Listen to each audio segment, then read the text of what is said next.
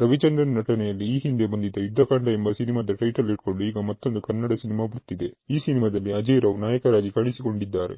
ರವಿಚಂದ್ರನ್ ರ ಯುದ್ಧಕಾಂಡದಂತೆ ಈ ಚಿತ್ರ ಕೂಡ ಅನ್ಯಾಯದ ವಿರುದ್ಧ ಹೋರಾಡುವ ವಕೀಲನ ಕಥೆಯನ್ನು ಹೊಂದಿದ್ದು, ಇದು ಸಹ ಕೋರ್ಟ್ ಡ್ರಾಮಾ ಉಳ್ಳ ಕಥೆಯಾಗಿದೆ.